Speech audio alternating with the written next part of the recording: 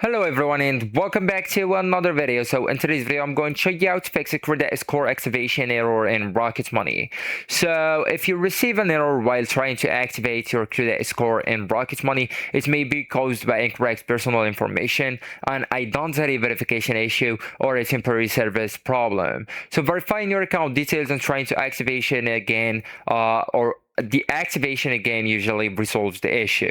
So actually guys, first you will need to verify your personal information. So your credit score can only be activated with the information in your Rocket Money account matches your credit records. So check that your full legal name is correct, date of birth is accurate, and the current address matches your credit file, and the social security number if requested has been entered correctly.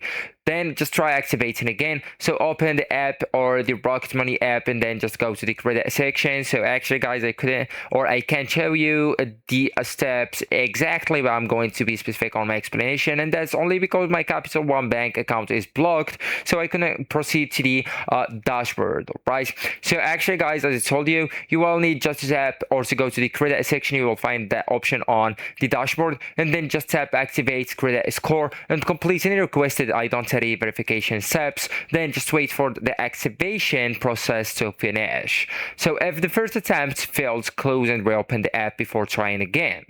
Also guys, you will need to check for the identity verification issues. So activation may fail if your identity cannot be verified, the information you entered doesn't match your credit records, and your credit file has limited or insufficient information, or a temporary verification service issue is preventing activation.